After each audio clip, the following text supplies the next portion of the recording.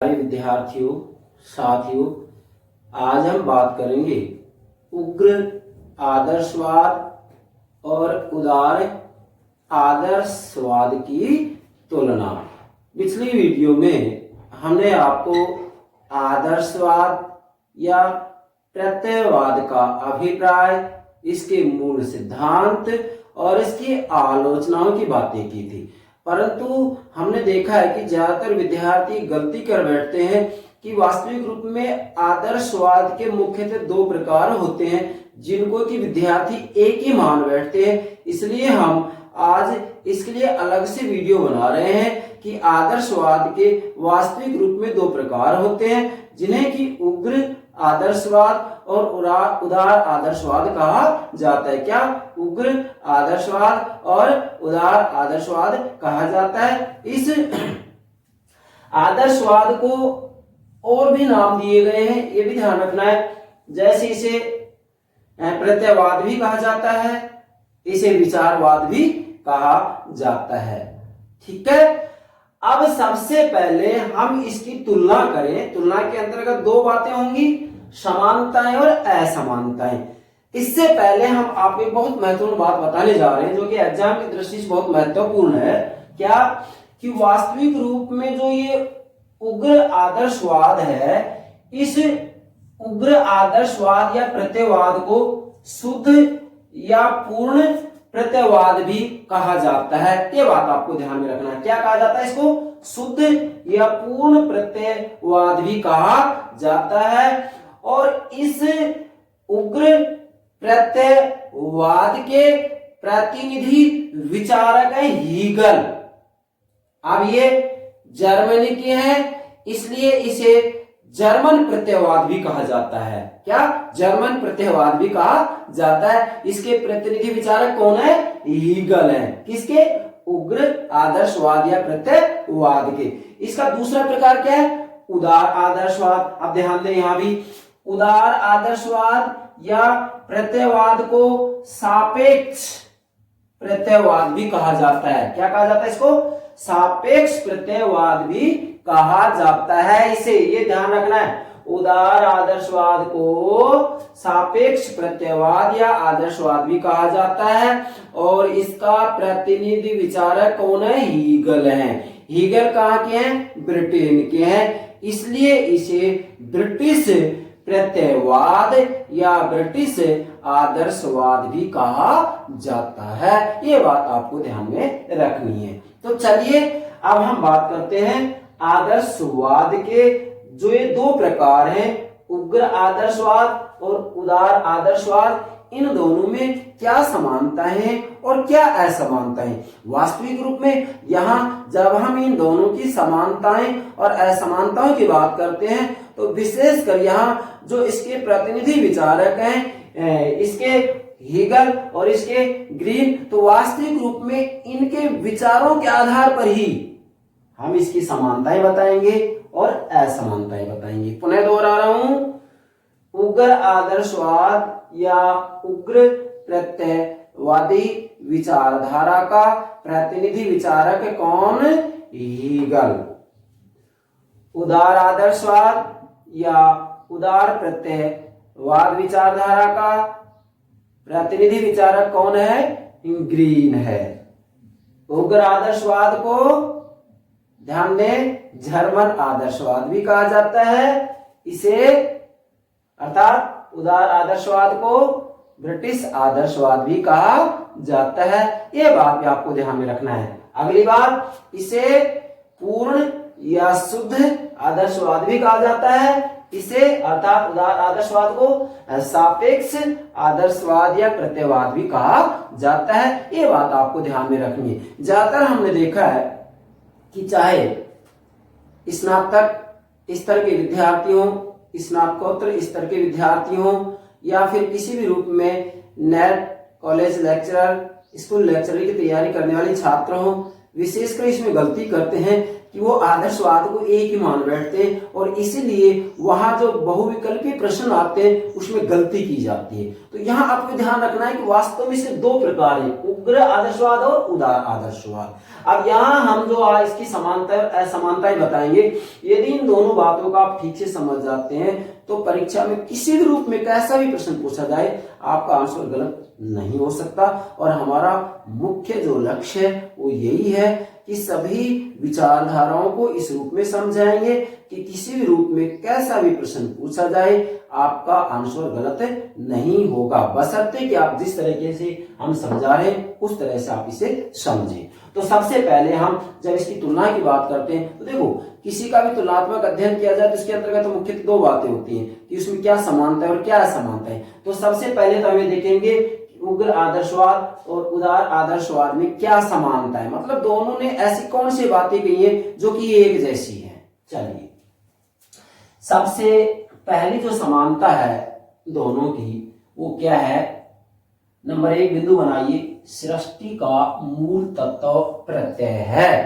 अब इसके ऊपर कितने बहुविकल्पी प्रश्न बनते हैं, आप गलत कैसे करेंगे आंसर। अब बताइए कि सृष्टि का मूल तत्व प्रत्यय है, प्रत्यय मतलब विचार, ठीक है भाई। इस विचारधारा का जो मूल आधार है वो क्या है, विचार ही तो है। अगर आप मार्क्सवाद का अध्ययन करते हैं तो मार्क्सवाद का जो मूल तत्व है वो क्या है, पदार्थ है, जड़ तत्व है, यही तो बात है। तो यहाँ वास्तविक रूप में इसका जो आधार तत्व है वो क्या है, विचार है, ठीक है। अब यहाँ पहली समानता आ रही, सृष्टि का मूल तत्व प्रत्यय है, अर्थात वास्तविक रूप में उग्र आदर्शवादी और उदार आदर्शवादी, मतलब वास्तविक रूप में देखा जाए तो ये दोनों ही समग्र रूप में एक ही विचारधारा निर्माण करते हैं आदर्शवाद का, लेकिन भाई कुछ बातों में इनमें असमानताएं हैं, इसलिए इसके दो भाग कर दिए गए हैं। अब यहाँ हम केवल समानता की बात कर रहे हैं, तो ये दोनों ही मतलब उग्र आदर्शवाद और उदार आदर्शवाद ये दोनों ही सृष्टि का मूल तत्व विचार को मानते हैं। प्रत्यय मतलब विचार, अर्थात वास्तविक रूप में आदर्शवादी विचारधारा सृष्टि का मूल तत्व विचार को मानती है। जबकि हम तुलना करें मान लीजिएगा मार्क्सवादी विचारधारा से, तो मार्क्सवादी विचारधारा सृष्टि का मूल तत्व किसको मानती है, पदार्थ को मानती है। अब यहाँ चाहे आप उग्र आदर्शवाद की बात करें, उदार आदर्शवाद की बात करें, मतलब इसके प्रतिनिधि हीगल हो गए, इसके प्रतिनिधि ग्रीन हो गए, चाहे दोनों की बात करें, ये दोनों ही वास्तविक रूप में सृष्टि का मूल तत्व विचार को मानते हैं, ना कि पदार्थ को, ना कि जड़ तत्व को। ये पहली समानता है। दूसरी समानता क्या है, राज्य की उत्पत्ति एवं प्रकृति। ध्यान दें, वास्तविक रूप में उग्र आदर्शवाद और उदार आदर्शवाद ये दोनों ही वास्तविक रूप में राज्य की उत्पत्ति और प्रकृति के बारे में कह रहे हैं। क्या कह रहे हैं कि ये व्यक्तिवादियों की इस बात को स्वीकार नहीं करते हैं कि राज्य एक कृत्रिम संस्था है, नहीं, इनका कहना है कि राज्य एक स्वाभाविक संस्था है, एक प्राकृतिक संस्था है। इसी के साथ में इनका कहना है कि वास्तविक रूप में जो राज्य है वह एक नैतिक संस्था है। क्या है, एक नैतिक संस्था है, जिसकी की चर्चा हम आगे चलकर करेंगे। यहाँ तो केवल इसकी उत्पत्ति और प्रकृति की बात आ रही है, अर्थात मूल बात यहाँ ये है कि वास्तविक रूप में आदर्शवादी विचारधारा, हम यहाँ ये भी कह सकते हैं आदर्शवादी विचारधारा, मतलब दोनों की बात आ रही, आदर्शवादी विचारधारा राज्य को एक स्वाभाविक, एक प्राकृतिक संस्था मानती है और इनका कहना है कि बिना राज्य के व्यक्ति का विकास नहीं हो सकता। जबकि व्यक्तिवादी विचारधारा की बात आती है तो वह राज्य को एक कृत्रिम संस्था मानती है।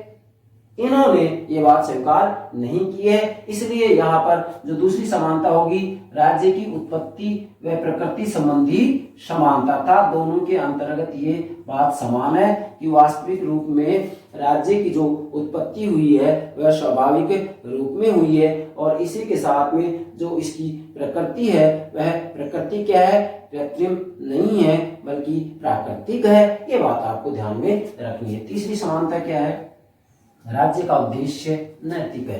देखो, उग्र आदर्शवाद हो चाहे उदार आदर्शवाद हो, ये दोनों वास्तविक रूप में राज्य का उद्देश्य नैतिक मानते हैं। इनका कहना है कि बिना राज्य के व्यक्ति के व्यक्तित्व का विकास नहीं हो सकता, व्यक्ति एक नैतिक प्राणी नहीं बन सकता। इसलिए इन्होंने राज्य का उद्देश्य क्या बतलाया है, नैतिक बतलाया है। इसीलिए इन्होंने राज्य को एक नैतिक संस्था कहा है।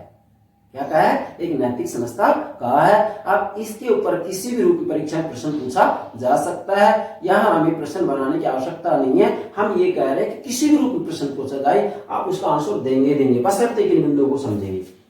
अगली समानता क्या है, चौथा, राज्य सर्वोच्च संस्था है, अर्थात वास्तविक रूप में विशेषकर चाहे उग्र आदर्शवाद या उदार आदर्शवाद, ये दोनों ही राज्य को सर्वोच्च संस्था मानते हैं। अर्थात समाज के अंतर्गत अन्य जितने भी समुदाय होते हैं, चाहे सामाजिक, धार्मिक या आर्थिक समुदाय हो, उन सभी समुदायों से सर्वोच्च ये राज्य को मानते हैं। अर्थात वास्तविक रूप में राज्य को, अर्थात ये उग्र आदर्शवाद और उदार आदर्शवाद, ये राज्य को समुदायों का समुदाय मानते हैं। क्या कह रहा मैं, ये राज्य को समुदायों का समुदाय मानते हैं, सब समुदाय से सर्वोच्च मानते हैं। कौन, ये दोनों ही, मतलब उग्र आदर्शवाद और उदार आदर्शवाद। इसका मतलब क्या होगा, ये समानता चौथी क्या होगी, राज्य सर्वोच्च संस्था है, अर्थात ये दोनों ही राज्य को अन्य सभी समुदायों से सर्वोच्च मानते हैं। पांचवी जो समानता है क्या होगी, राज्य सामान्य इच्छा धारण करता है। वास्तविक रूप में चाहे उग्र आदर्शवाद या उदार आदर्शवाद, ये दोनों ही राज्य को सामान्य इच्छा की अभिव्यक्ति मानते हैं। अर्थात वास्तविक रूप में इनका कहना है कि सामान्य इच्छा वास्तविक इच्छाओं का योगफल होती है, और वास्तविक इच्छा का आधार क्या होता है, परमार्थ होता है। अर्थात व्यक्तियों की ऐसी इच्छा जो सामान्य हित पर आधारित होती है, उन सभी इच्छाओं का योगफल ही सामान्य इच्छा होती है। और वास्तविक रूप में सामान्य इच्छा की अभिव्यक्ति राज्य में होती है। विशेषकर यह सिद्धांत जीन जैक्स रूसो ने दिया है। किसने, जीन जैक्स रूसो ने। यहाँ मैं थोड़ा सा बताना चाहूंगा कि वास्तविक रूप में रूसो ने अपनी सामान्य इच्छा के सिद्धांत को समझाने के लिए सबसे पहले यह बताया था कि व्यक्ति की इच्छाएं दो प्रकार की होती हैं, एक यथार्थ इच्छा, दूसरी वास्तविक इच्छा। यथार्थ इच्छा का आधार स्वार्थ होता है, वास्तविक इच्छा का आधार परमार्थ होता है, दूसरों का हित होता है, सामान्य हित होता है। ठीक है। अब यहाँ जो वास्तविक इच्छाएं हैं, समाज में जितनी भी वास्तविक इच्छाएं जिनका आधार वास्तविक रूप में सामान्य हित होता है, उन सभी इच्छाओं का जो योगफल होता है वो योगफल ही सामान्य इच्छा है, योगफल ही सामान्य इच्छा। में उदाहरण दूंगा, जैसे एक पुलिस अधिकारी है, उसके पास एक अपराधी आता है, अर्थात वह उसे रिश्वत दे रहा है और रिश्वत देकर ये कहता है कि मुझे छोड़ दिया जाए। तो यहाँ यदि एक अधिकारी के द्वारा रिश्वत ले ली जाती है तो ये कैसी इच्छा है, ये यथार्थ इच्छा है। और यदि उससे रिश्वत ना लेकर के उसने जैसा जो अपराध किया है उसके अनुरूप उसे दंडित किया जाए तो ये क्या है, वास्तविक इच्छा है, क्योंकि इसका आधार सामान्य थे, समाज का थे। अब ऐसी जो भी इच्छाएं समाज में होती हैं उन सभी इच्छाओं का जो योगफल होता है वही सामान्य इच्छा है। और यहाँ जो ये दोनों ही विचारधाराएं हैं, मतलब उग्र आदर्शवाद और उदार आदर्शवाद, ये दोनों ही राज्य को सामान्य इच्छा धारण करता है। अर्थात इनका कहना है कि वास्तविक रूप में सामान्य इच्छा की अभिव्यक्ति राज्य में होती है। क्या, सामान्य इच्छा की अभिव्यक्ति राज्य में होती है, इसलिए कह रहे हैं कि राज्य सामान्य इच्छा धारण करता है, मतलब सामान्य इच्छा की अभिव्यक्ति राज्य में होती है। इसलिए तो कह रहे हैं कि राज्य के द्वारा जो भी कानून बनाया जाए उस कानून का पालन करने में स्वतंत्रता है। हालांकि यहाँ पर ये बट जाते हैं, थोड़ा विभाजित हो जाते हैं, जिसकी हम असमानता में चर्चा करेंगे। यहाँ तो सिर्फ आप समानता की बात लेंगे। अगली बात क्या है, स्वतंत्रता संबंधी धारणा में समानता। अब देखो यहाँ वास्तविक रूप में देखा जाए तो इन दोनों में स्वतंत्रता के बारे में भी समानता है। हालांकि आगे चलकर हम देखेंगे इसमें असमानता भी स्वतंत्रता के बारे में, जैसे बिंदुराव स्वतंत्रता संबंधी धारणा में अंतर भी है। क्यों, क्योंकि ये वास्तविक रूप में इसका प्रतिनिधित्व कौन कर रहा है, हीगल और उसका ग्रीन कर रहा है, तो इनके विचारों में थोड़ा सा डिफरेंस जरूर है, इसलिए हम समानता की बात करेंगे। लेकिन यहाँ केवल समानता की बात आ रही है। स्वतंत्रता संबंधी धारणा में समानता। अब स्वतंत्रता संबंधी धारणा में समानता क्या है, यहाँ वास्तविक रूप में देखा जाए तो इस विचारधारा का कहना ये है क्या कि सामान्य इच्छा की अभिव्यक्ति राज्य में होती है और राज्य के द्वारा जो कानून बनाए जाएं उन कानूनों का पालन करने में ही व्यक्ति स्वतंत्र है, उनका विरोध करने में वो स्वतंत्र नहीं है। क्यों? क्योंकि वास्तविक रूप में राज्य जो कानून बना रहा है उसका आधार सामान्य इच्छा ही तो है, उन लोगों की स्वयं की इच्छा ही तो है ये, और उस इच्छा की अभिव्यक्ति राज्य में हो रही है और उसके आधार पर कानून बनाए जा रहे हैं, तो फिर उन कानूनों का पालन करने में स्वतंत्रता है, उन कानूनों का पालन करने में ही स्वतंत्रता है। अतः इस आधार पर कहा जा सकता है कि स्वतंत्रता संबंधी धारणा में दोनों में समानता है। ये तो होगी कुछ समानताएं। अब उग्र आदर्शवाद और उदार आदर्शवाद की असमानताओं की बात करेंगे।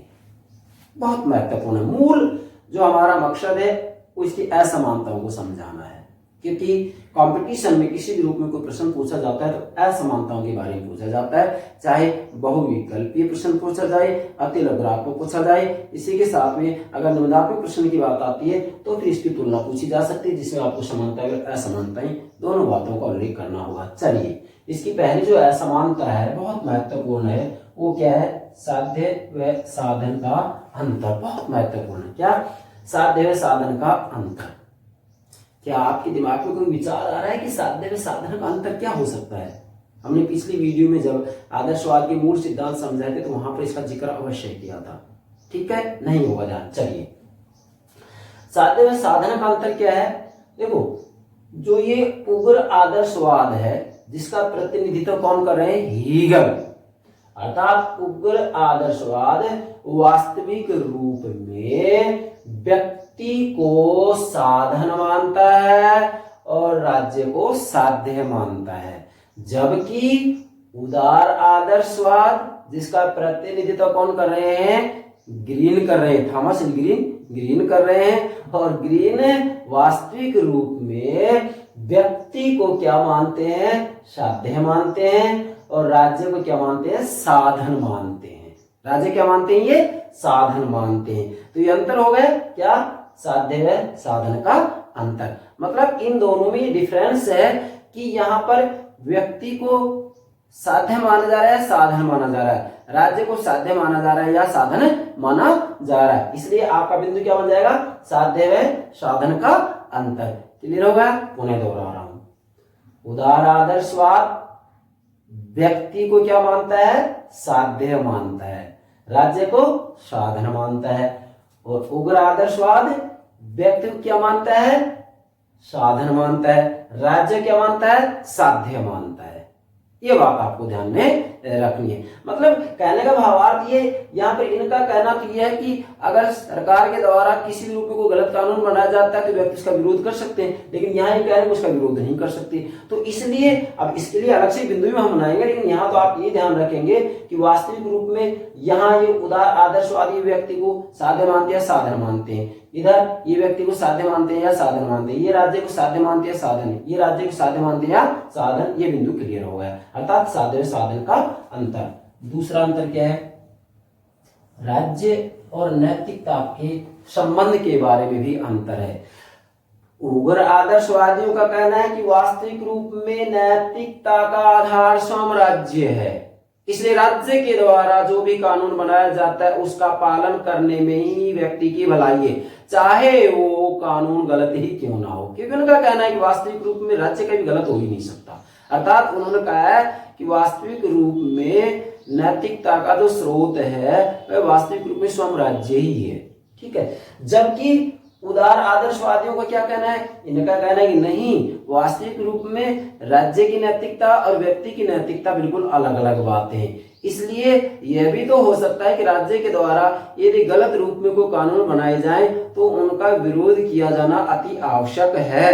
अर्थात इनका कहना है कि वास्तविक रूप में नैतिकता का स्रोत स्वयं राज्य नहीं होता है, बल्कि व्यक्ति की नैतिकता अलग होती है, राज्य की नैतिकता अलग होती है। अतः इस आधार पर भी हम कह सकते हैं कि राज्य और नैतिकता के जो पारस्परिक संबंध है, इस संबंध की दृष्टि में भी इन दोनों में अंतर है। उदार आदर्शवादी कुछ कहते हैं और उग्र आदर्शवादी कुछ कहते हैं, जो कि हमने आपको बता दिया। मैं एक एग्जांपल देना चाहूंगा यहाँ। जैसे देखो, फांसीवाद और नाजीवाद का जब हम अध्ययन करते हैं तो वहां पर हिटलर और मुसोलिनी के जो विचार आते हैं तो उसके अंतर्गत जैसे उन्होंने जनता को समझाते हुए कहा भी है अपने भाषणों के अंतर्गत कि तुम लोग, मतलब जनता से कह रहे हैं कि तुम लोग हमारे द्वारा जो आदेश दिए जा रहे हैं उन आदेशों का पालन कीजिए। ये तुम उन आदेशों का पालन करें तुम नैतिक है, और ये तुम उनका उल्लंघन करें तुम अनैतिक है। इसका मतलब इनका कहना ये है कि हम हमेशा नैतिक है, हम सही हैं, आप हमारे आदेशों का पालन कीजिए। लेकिन क्या भाई ये बात सही है? नहीं, ऐसा नहीं हो सकता। इसलिए वास्तविक रूप में राज्य की नैतिकता और व्यक्ति की नैतिकता में अंतर होता है, जबकि उग्र आदर्शवादी इसको एक मान बैठे हैं और उदार आदर्शवादी इसको अलग मानते हैं कि व्यक्ति की नैतिकता अलग होती है, राज्य की नैतिकता अलग होती है। चलिए अगला कार्य क्षेत्र संबंधी अंतर भी है। कार्य क्षेत्र संबंधी अंतर क्या है, ध्यान दें। जो ये उग्र आदर्शवादी हैं इनका कहना है कि वास्तविक रूप में राज्य पृथ्वी पर ईश्वर का अवतार है। तो कहने का भावार्थ यह है कि वास्तविक रूप में यहाँ इनके द्वारा पूर्ण रूप में व्यक्ति के ऊपर नियंत्रण रखा जाएगा। अर्थात वास्तविक रूप में देखा जाए तो यहां जो ये उदार आदर्शवादी हैं, ये जब राज्य के कार्य क्षेत्र की बात आती है तो इनका कहना यह है कि भाई व्यक्तियों को स्वतंत्र तभी किया जा सकता है जबकि उनकी स्वतंत्रता में जो बाधाएं हैं उन बाधाओं को बाधित किया जाए। इसका मतलब यह है कि ये जन कल्याण से संबंधित कार्यों की बात करेंगे जबकि ये जन कल्याण से संबंधित कार्य की बात नहीं करेंगे। क्यों? क्योंकि यहाँ वास्तविक रूप में ये निरंकुश रूप में शासन करेंगे जबकि ये निरंकुश रूप में शासन नहीं करेंगे। क्यों? क्योंकि ये लोकतंत्र को स्वीकार करते हैं उदार आदर्शवादी, जबकि उग्र आदर्शवादी वास्तविक रूप में निरंकुशतावाद को स्वीकार करते हैं, सर्वाधिकारवाद को स्वीकार करते हैं। इसलिए वास्तविक रूप में यहाँ पर जन कल्याण संबंधित कार्य नहीं किए जाएंगे जबकि यहाँ जन कल्याण संबंधित कार्य किए जाएंगे। मतलब उदार आदर्शवादियों का कहना है कि वास्तविक राज्य के द्वारा जन कल्याण संबंधित कार्य किए जाएं जबकि ये जन कल्याण संबंधित कार्यों के लिए नहीं कहते हैं। इसलिए कार्य क्षेत्र संबंधी अंतर भी है। चौथा अंतर क्या है? स्वतंत्रता संबंधी धारणा में अंतर। अब देखो स्वतंत्रता संबंधी धारणा में अंतर भी है। कैसे है? उग्र आदर्शवादियों का कहना तो यह है कि वास्तविक रूप में राज्य धरती पर पृथ्वी पर ईश्वर का अवतार है। स्वामी हीगल कह रहे बात। अब उसका अवतार है तो उसके द्वारा जिस रूप में, मतलब ईश्वर का अवतार है, तो इसलिए राज्य के द्वारा जिस रूप में जैसा भी जो आदेश दिया जाए, चाहे नैतिक हो अनैतिक हो, उसका पालन किया जाना चाहिए। उसका पालन करने में स्वतंत्रता है, चाहे गलती क्यों ना हो। लेकिन यहाँ उदार आदर्शवादी कह रहे हैं कि ठीक है राज्य कानून बनाए मगर उन कानूनों में जन कल्याण की भावना होनी चाहिए। अर्थात वास्तविक रूप में राज्य के द्वारा कुछ ऐसे कार्य किए जाने चाहिए जिससे कि वास्तविक रूप में व्यक्तियों की स्वतंत्रता में जो बाधाएं हैं उन बाधाओं को दूर किया जाए। अर्थात इनका कहना तो यह है कि वास्तविक रूप में एक व्यक्ति स्वतंत्र तभी हो सकेगा जबकि बाहरी रूप में ऐसा वातावरण उपलब्ध करवाया जाए जिससे कि व्यक्ति वास्तविक रूप में स्वतंत्रता को महसूस कर सके। तो यहाँ कहने का भावार्थ यह है कि वास्तविक रूप में उदार आदर्शवादियों के द्वारा ये कहा जाएगा कि राज्य के द्वारा ऐसे कानून बनाए जाएं, ऐसे कार्य किए जाएं जिससे कि व्यक्ति की स्वतंत्रता में जो बाहरी बाधाएं हैं उन बाहरी बाधाओं को दूर किया जाए। और अगर गलत कानून बनाया जाता है तो जनता के द्वारा विरोध भी किया जा सकता है। लेकिन यहाँ इनका कहना क्या है? इनका कहना यह है कि राज्य अपने आप में पूर्ण है, सत्य है, ईश्वर है। इसके लिए इसके द्वारा कभी कोई गलत आदेश नहीं दिया जा सकता, गलत कानून नहीं बनाया जा सकता। इसलिए चाहे वह कानून अनैतिक ही क्यों ना हो, उसका पालन करने में ही व्यक्ति की स्वतंत्रता है, उसका पालन करने में व्यक्ति की स्वतंत्रता है। तो ये स्वतंत्रता संबंधी धारणाओं में भी इन दोनों में अंतर है, मतलब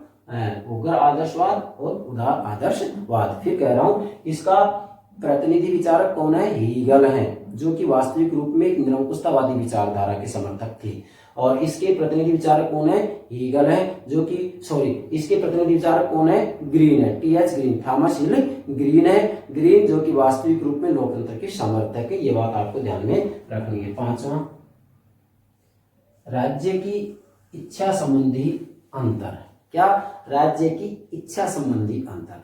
अब राज्य की इच्छा के बारे में क्या अंतर है?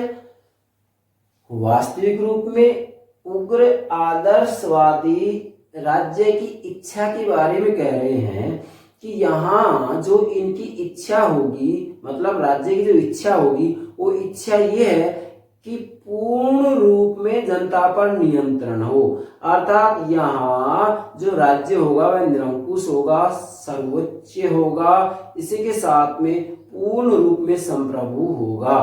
परंतु यहाँ उदार आदर्शवाद की बात आती है तो यहाँ पर वास्तविक रूप में ये बात सत्य है कि यहाँ पर भी राज्य के द्वारा आदेश दिए जाएंगे, कानून बनाए जाएंगे, लेकिन वास्तविक रूप में वह व्यक्ति को स्वतंत्र किया जाए, इस बात को ध्यान में रखते हुए कानून बनाए जाएंगे। अर्थात यहाँ इसका मूल आधार जनहित होगा। क्योंकि ये लोकतांत्रिक भावनाओं को स्वीकार करता है उदार आदर्शवाद, जबकि ये लोकतांत्रिक भावनाओं को स्वीकार नहीं करता है, ये निरंकुशतावाद को स्वीकार करता है। इसलिए राज्य की इच्छा संबंधी अंतर भी है इन दोनों में। छठा अंतर क्या है? राज्य के प्रतिरोध के अधिकार के बारे में अंतर क्या है? राज्य के प्रतिरोध के अधिकार के बारे में अंतर बहुत महत्वपूर्ण बात है। ये विशेषकर कंपटीशन प्रश्न पूछ लिया जाता है और विद्यार्थी गलती करते हैं। भाई आदर्शवादी विचारधारा के दोनों जो पार्ट होते हैं, उग्र और उदार, तो इसके अंतर्गत उग्र आदर्शवादी जो हैं वो तो वास्तविक रूप में कहते हैं कि राज्य के द्वारा जैसा भी जिस रूप में जो भी आदेश दिया जाए उस आदेश का जनता के द्वारा पालन किया जाना चाहिए और पालन करने में ही उनकी भलाई है, पालन करने में ही उनका कल्याण है। अब चाहे वो आदेश गलत ही क्यों ना हो, तो यहाँ किसी रूप में जनता विरोध नहीं कर सकती है। जो भी आदेश दिए जाएंगे, जो भी कानून बनाए जाएंगे, उनका पालन करना पड़ेगा। लेकिन उदार आदर्शवाद जिसके प्रतिनिधि विचारक कौन है? ग्रीन है। कौन है? ग्रीन है। देखो बार बार इसके कौन है? प्रतिनिधि विचारक ग्रीन है और इसके कौन है? हीगल है। ठीक है, ये बात ध्यान रखनी होगी। इसके हीगल और इसके ग्रीन प्रतिनिधि विचारक। अब यहां वास्तविक रूप में राज्य के प्रतिरोध के अधिकार की बात आती है तो उदार आदर्शवादी कहते हैं कि राज्य के द्वारा यदि जनहित में जनता के कल्याण के लिए कानून नहीं बनाए जाते हैं तो ऐसी स्थिति में जनता के द्वारा उन कानूनों का विरोध किया जा सकता है, जबकि ये कह रहे हैं विरोध नहीं किया जा सकता। इसलिए राज्य के प्रतिरोध के अधिकार के बारे में भी अंतर है। मतलब ये विरोध का अधिकार नहीं देते, किसी भी रूप में राज्य का विरोध नहीं किया जा सकता, आलोचना नहीं की जा सकती, उसमें कोई गलती नहीं निकाली जा सकती। जबकि यहाँ पर यदि किसी रूप में गलत कानून बनाया जाएगा तो जनता उसका विरोध कर सकती है। तो यहाँ एक में विरोध का अधिकार दिया गया है, एक में विरोध का अधिकार नहीं दिया गया है। सातवां, युद्ध के संबंध में अंतर बहुत महत्वपूर्ण बात है, ध्यान दें। अब युद्ध के बारे में भी दोनों के विचार अलग अलग हैं। क्या?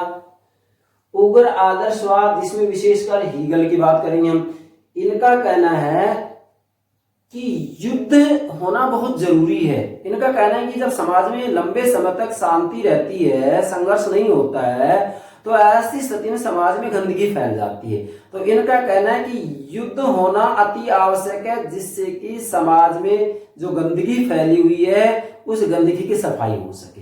मतलब इनका कहना है, हीगल कह रहे हैं कि युद्ध होना बहुत जरूरी है, जबकि उदार आदर्शवाद जिसके प्रतिनिधि कौन है? ग्रीन है। इनका कहना है कि नहीं, युद्ध की कोई आवश्यकता नहीं है, वास्तविक रूप में युद्ध का प्रयोग तो अंतिम विकल्प के रूप में किया जाना चाहिए। जितना हो सके शांति से ही समाधान किया जाना चाहिए। अर्थात किसी भी रूप में कोई विवाद होता है तो उसका शांति से समाधान होना चाहिए। युद्ध का प्रयोग तो अंतिम विकल्प के रूप में किया जाना चाहिए। इससे समाज की सफाई नहीं होती है, बल्कि वास्तविक रूप में जन और धन की हानि होती है। इसलिए इन्होंने युद्ध का समर्थन नहीं किया, जबकि उग्र आदर्शवाद ने अर्थात हीगल ने युद्ध का समर्थन किया है।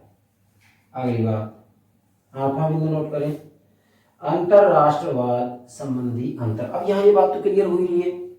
देखो, जो ये उग्र आदर्शवाद है जिसके प्रतिनिधि विचारक हीगल है, वास्तविक रूप में ये उग्र राष्ट्रवाद के समर्थक थे। क्या बोल रहा हूं मैं, आदर्शवाद नहीं बोल रहा, उग्र राष्ट्रवाद के समर्थक थे। और उग्र राष्ट्रवादी विचारधारा अंतरराष्ट्रवाद को स्वीकार नहीं करती है, किसी भी रूप में अंतरराष्ट्रीय संगठन, अंतरराष्ट्रीय कानून को मान्यता नहीं देती है विचारधारा। कौन सी, उग्र राष्ट्रवाद। और ये उग्र राष्ट्रवाद के समर्थक हैं कौन, उग्र आदर्शवादी मतलब हीगल। इसलिए ये अंतरराष्ट्रवाद को स्वीकार नहीं करते हैं, अंतरराष्ट्रीय कानून, अंतरराष्ट्रीय संगठन को स्वीकार नहीं करते हैं। जबकि उदार आदर्शवाद जिसका प्रतिनिधि विचारक ग्रीन है, ये वास्तविक रूप में उदार राष्ट्रवाद के समर्थक हैं। और उदार राष्ट्रवादी विचारधारा अंतरराष्ट्रीय कानून, अंतरराष्ट्रीय संगठन, अंतरराष्ट्रवाद, विश्व बंधुत्व का समर्थन करती है। क्या कर रहा हूं, इसका समर्थन करती है। इसलिए कहा जा सकता है यहाँ कि अंतरराष्ट्रवाद संबंधी अंतर भी है। मतलब एक अंतरराष्ट्रवाद का समर्थन करता है, दूसरा उसका समर्थन नहीं करता है। समर्थन कौन करता है, उदार आदर्शवाद, और इसका विरोध कौन करता है, उग्र आदर्शवाद। यह भी एग्जाम में किसी न किसी रूप में प्रश्न पूछा जाता है और अक्सर विद्यार्थी गलती करते हैं। जैसे यहाँ अगर मान लीजिएगा स्पेशली पूछ लिया जाए कि क्या आदर्शवाद की विचारधारा अंतरराष्ट्रवाद का समर्थन करती है, तो यहाँ भ्रमित हो जाएंगे आप। वास्तविक रूप में देखा जाए तो फिर इस के हिसाब से पूछा जा रहा है वो बात, तो यहाँ हम कहेंगे कि वास्तविक रूप में अंतरराष्ट्रवाद का ये विरोध करती है। और अगर अलग अलग रूप में पूछा जाता है उदार और उग्र का, तो आपको उत्तर देने में कोई दिक्कत नहीं है। अंतिम, सर्वसत्तावाद एवं लोकतंत्र संबंधी अंतर अपने आप में स्पष्ट हो रहा है। सर्वसत्तावाद, अब देखो जो उग्र आदर्शवाद है वो तो वास्तविक रूप में राज्य को सर्वोच्च मानती है, निरंकुश मानती है, सर्वाधिकार संपन्न मानती है, ठीक है, जिसको कि हम असीम सत्तावाद, पूर्ण सत्तावाद भी कह सकते हैं। तो यहां इनका कहना है कि राज्य पृथ्वी पर ईश्वर का अवतार है, इसलिए इसके द्वारा जैसा जो भी आदेश दिया जाए जनता को उसका पालन करना ही चाहिए और किसी भी रूप उसका विरोध नहीं किया जा सकता। इसलिए ये सर्वसत्तावाद का समर्थक है। कौन, उग्र आदर्शवाद, जिसके प्रतिनिधि कौन है, हीगल है, ठीक है। ये सर्वसत्तावाद के समर्थक है या ये निरंकुशतावाद के समर्थक हैं, आप ऐसे भी कह सकते हैं। इसके बाद में लोकतंत्र। अब यहां जो ये उदार आदर्शवाद है वास्तविक रूप में सर्वसत्तावाद या निरंकुशतावाद का तो विरोध करते हैं और लोकतंत्र का समर्थन करते हैं।